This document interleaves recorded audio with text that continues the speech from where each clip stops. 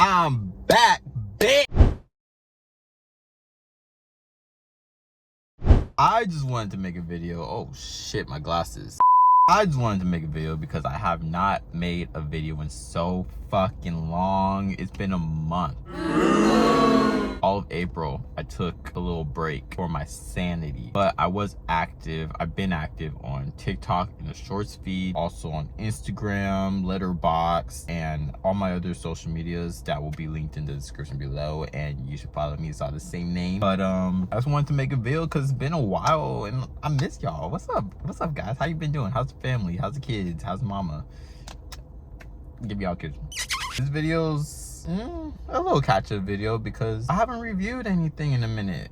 Like, shocker, I like to enjoy movies, just enjoy movies. I know I'm on a grind to try and grow this channel, but I like to just enjoy movies sometimes. Now, I can't review everything, but this movie's not gonna this video is not gonna necessarily be a review video. This is just gonna be a little catch-up because now we're a third of the way into the year, y'all. That's the perfect time to start looking back at what we've had in 2026 so far and see what's been offered. I know none of the big hitters came out yet other than maybe the Super Mario movie and Hoppers, but we got some stuff. So without further ado, let's look at what came out this year so far, what I gave it, what I thought about it, and I'll leave the comments open for y'all to say what y'all thought about it so far. Like, how have y'all been liking 2026 in movies so far? Let me know. We're just gonna look at my Letterboxd year reviews so far,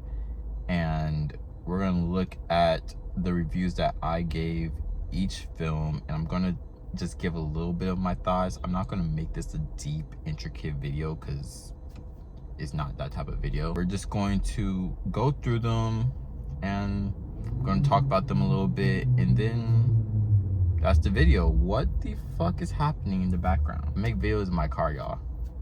I like this aesthetic. My car is dirty right now though. You can see it through the window. Someone's trying to show off that they have a big dick.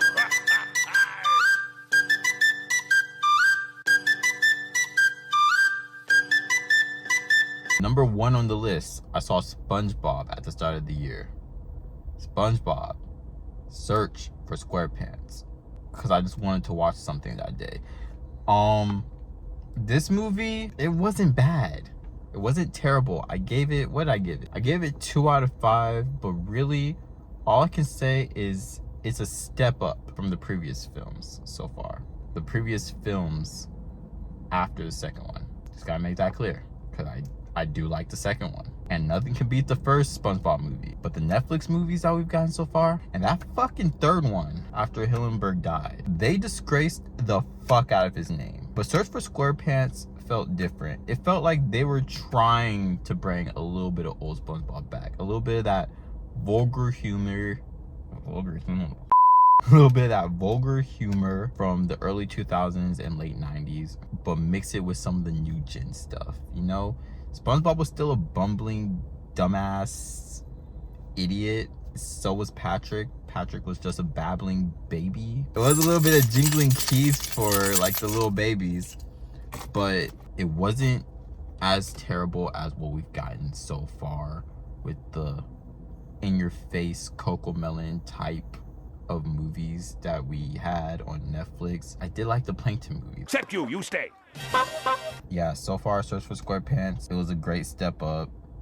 They had this one joke in there that was really funny to me where they made the high school, they're basically the gate to what essentially was hell to them, the underworld. I don't want to give Paramount their props right now. I don't love Paramount right now, but I just gotta clap the team at Nickelodeon for this one. Your basic kids movie, just with a little bit of that old twang to it that we had when we was younger. Next we got Housemaid, Sydney Sweeney, kind of a smut movie, 3 out of 5. Didn't enjoy it too much. I liked it to a sense. It wasn't a bad movie. It had a great plot, great concept, some great thriller elements. I loved the twists at the end. Didn't hit the mark for me with the contents inside. Terrible logic from the characters, terrible decisions from the characters. I did not read the book because I don't like smut content. It really wasn't that smutty though. It was a real thriller, modern classic, I guess. Everything that Sydney Sweeney did pissed me off. The fact that she didn't leave that job at the beginning on her first day when she saw the bitch was crazy, saying that I need this for my parole. Your parole officer will understand, because this woman in the movie, the boss, she was a regular at the psych ward. She's had the cops called on her many times. In the police's eyes, she's a career criminal as well. They will understand if you left the job. Either that or fight the fuck back. Because the moment she started showing a little bit of her murderous-y sides, Sydney Sweeney's character should have fought back. I'm not judging the writers of the book.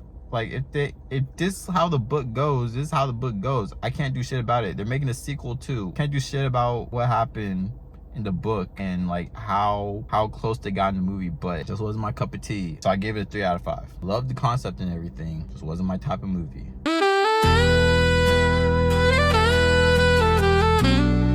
Next film, Solo Mio, chick flick. Saw the Kevin James campaign that he was doing on TikTok, where he basically acted like the teacher from this movie, basically a whole prequel to the movie. Saw the movie, it was cute. I liked it. I liked the audience that I saw it with. I saw it alone, but the audience that was around me was great people. They was reacting very well. It was like they had their own little chick flick community in there. Loved it.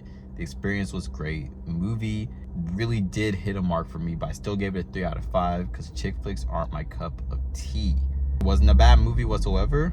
I would recommend it. Go watch it. It is not a terrible movie. Just gave it a 3 out of 5 because I'm not a chick flick person. But if you really love chick flicks, this movie will hit the mark for you.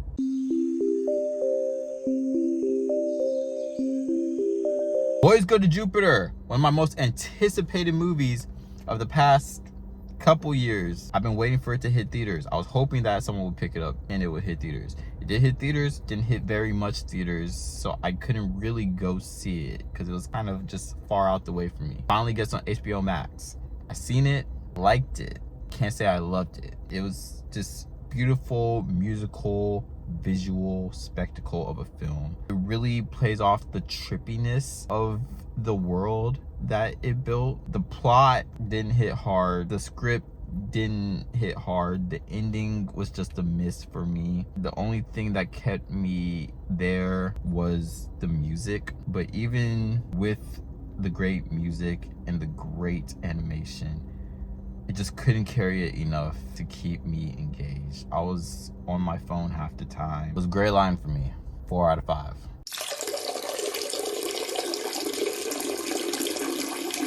Sin Help, another anticipated movie that I was very excited for. Sam Raimi did his usual thing, gross out, little horror element, heavy early 2000s CGI. I liked it, didn't love it. Some of the twists pissed me off. The ending twist pissed me off. I would recommend it, but I also wouldn't. One of the Sam Raimi misses for me, along with Doctor Strange. 3.5 out of 5.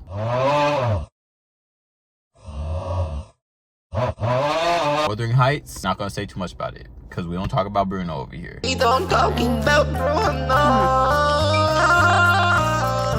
2.5 out of 5. Great music. Plot wasn't there. It was 50 Shades of Grey on a little bit of meth. Girl who made it, background actress from the Barbie movie. She put Margot Robbie in this one, put Jacob Elordi in this one. Nothing sold me on this movie. It's just not my cup of tea. The girls loved it, so I guess. GOAT, Steph Curry. Fun little kids movie about basketball. Loved the animation. Very quick shots. It was very fast paced for the kids. It was great. It was good for what it wanted to do. Wasn't for my age range though, but I still loved it. 4 out of 5. Can't talk too much about these kids movies. I'm not the target audience.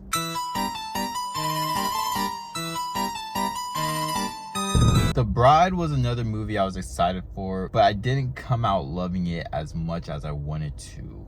There was some themes in it that I just couldn't get behind. There was a couple walkouts through some of the more like, people were getting a little uncomfortable in my theater. Half of it was gone when I left. But it did do something to a classic story that I didn't think could be done, and it really was interesting to see on the big screen. So all I can really give it is a 3.5 out of 5. I understand the flaw that it had, but it just... It's another Gray Line movie that I can't really think of. Someone just fucking burned out again. I must have a big dick! Hoppers, I gave a 5 out of 5 because Pixar came back doing its big ones. This movie was an emotional roller coaster. Stellar animation. That's all I can say about it. That's why I gave it a 5 out of 5. This is a film I felt like everybody should have seen in theaters, but if you watch it on streaming, watch it with the kids, watch it with the husband, watch it with the fam. This is an experience. This isn't just a film. This film has a beautiful message about animal rights and nature in general, preserving the nature around you. It had a message of family as well. This movie almost shed a little thug tear in me. Oh my god. This movie was just...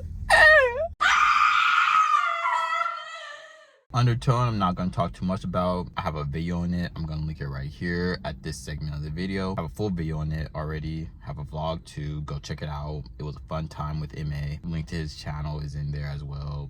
All that stuff. 4.5 out of 5. Genuinely the scariest movie I've seen in a minute, but I can't say it's the scariest movie of the year because, well, the year hasn't even really pushed through yet. But A24 definitely did it again with their horror bag. And I think if you're gonna watch it at home, watch it with headphones because it was really built for just building off that sound gimmick. So yeah, 4.5 out of 5. Undertone was a good movie. Go watch the full video. Scream 7. Huge improvement from the last film. Didn't hit the mark once again, but it really does have good teasers for the next film. Stu might still be alive, spoiler alert. Scary Movie 6 trailer, funny as fuck. 4 out of 5. Don't shoot me, but I did not like Project Hail Mary as much as I should have. I know. Y'all love this movie down to its balls. Y'all are teetering on the dick of this movie, but I just felt like the pacing was just not there. The story could have been 2 movies and it would have been fine. The only thing that saved it for me was Rocky. Rocky was my fucking goat. I almost cried when he almost died. We slide for Rocky over here, y'all. But the movie was just Amazon being Amazon. It was not it. It was just a high budget. It was just a high budget quietness. I did not love the movie as much as everybody else. Everybody's telling me, oh, it's the greatest movie they've seen in a while. It's incredible film. No, not here. I'm sorry. I'm gonna have ops for this one, but They Will Kill You. Another movie I was very excited for. I liked it. It was a very weird rendition of A Fever Dream. Very fun movie. Badass as hell. I gave it a 4 out of 5. Super Mario Galaxy, another fun little kids movie. I love the visuals. I love the animation. I think it was a step up from that first movie. The references was just enough for me. It was enough for me. I don't like how people are looking too deep into it, too deep into the story, as if this is one of those fucking deep thought movies. Nigga, it's a movie about a Super Mario game. A movie about Super Mario and Nintendo games. All you have is the fucking references and the animation. If you want a fucking deep, dark story, go watch the fucking shitty movie from the 80s. Fuck. I gave it a 5 out of 5 because I came for visual and reference spectacle. I got my fucking visual and reference spectacle. So suck my dick. This movie was just fine for what it wanted to do. That's it. 5 out of 5. Fuck y'all.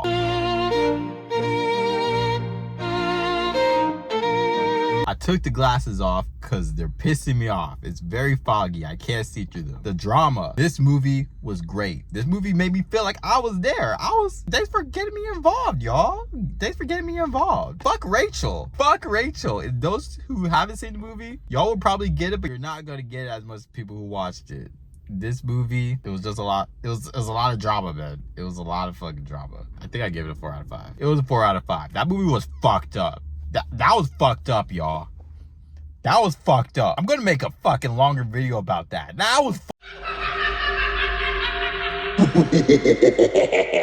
Oh, The Mummy. Now we're getting to more recent territory. I'm gonna post a short and let y'all know my thoughts about it right here. I must give Lee Cronin's The Mummy an award. This was the first movie ever to actually make me puke a little bit in my mouth. Don't get me wrong.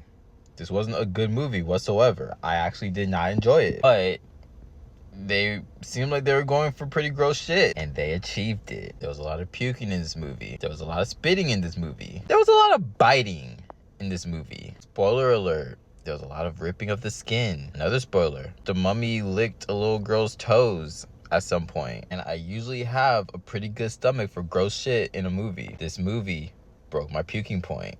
So congratulations, Lee Cronin and Blumhouse. You win the award for grossest movie on my watch list. I'm not going to recommend it, but if you do watch it, just don't get popcorn or anything. Just watch it on an empty stomach,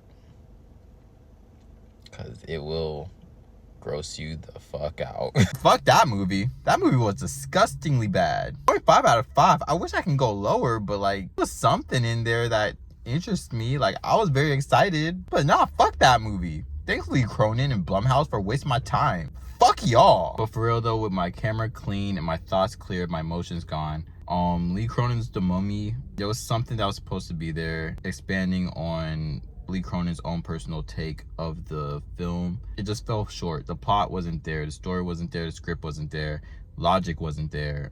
It just was bad. And I'm seeing some people compare it to Evil Dead Rise. I don't like the Evil Dead movies, so I didn't see Evil Dead Rise. But people are saying that it's almost an exact copy and paste of that movie, like Charlie from Moist Critical. But look, I understand that it's supposed to be in the universe of Evil Dead, but if it's true what people are saying and you're just copy and pasting the movies from Evil Dead Rise to The Mummy, this makes me completely concerned about Evil Dead Burn, because it's making me think that maybe Lee Cronin's gonna copy and paste Evil Dead Rise into that movie as well. It's kind of just like, if this is really what you have in store for this universe, just the same story regurgitated over and over again, even if that movie was a fucking stellar movie, make something new. Be creative. You don't have to copy your homework and paste it onto a new page. This movie it just fell flat in every single way, and it was disgusting as fuck. She licked a little girl's toes, y'all.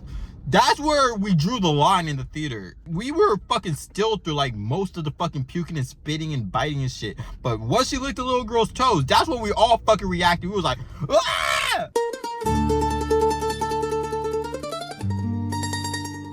Last but not least, we got Me, You, and Tuscany. Another chick flick. Once again, chick flicks not my cup of tea. It was a cute little fun movie. I gotta admit, when you got something, you got something. It was a good little fun cute movie. I support my black love. All right, I came here for that, and I got just that. And it wasn't a perfect movie whatsoever. Like, this movie does have its flaws, but it was a cute little fun little fish out of water but finding love chick flick movie. It reminded me of the old BET days. Like, who doesn't like that? The old Tyler Perry BET days. And who doesn't miss that era? What did I give it? 3 out of 5? It was a 3 out of 5. I think that's fair. It was cute. It was cute. I like that movie. And I thank my friend for inviting me to join her to go see that movie. It was great. Fun little cute movie. I fuck with it. But yeah, that's it. The quarter of the year review of movies so far. So far, we've gotten some cool shit. We haven't gotten a lot of great shit. None of the big hitters came out yet, except for Mario. And so far, it's not a bad year in movies and music so far. I'd say we're going back to our 2016 bag, making good decent films for theaters again. So I would urge y'all to go enjoy the theater experience again. Go see what's out there. Grab your friends, grab your popcorn. We're down for a hell of a ride because we do got Doomsday coming out with their own version of IMAX as well called Infinity Vision. And I'm excited for that. I'm going to see Michael next. And Backrooms comes out next month. We got so much to catch up on this year. But yeah, I just wanted to catch y'all up and see how y'all doing and, you know, put something out there and show y'all what I've been up to for the past month. You know, there's a lot of shit I forgot to put on this channel, so like I just mashed it into one video. So if you like this, go like, subscribe, comment like your favorite movie of this year so far. You can chew me out about some of my reviews if you want, but at the end of the day, that's my opinions. Y'all can have y'all's. Keep the haircut. Y'all like that? Oh, let me stop talking. Deuces, y'all. Bye. Peace. Get the fuck off. Get the fuck out.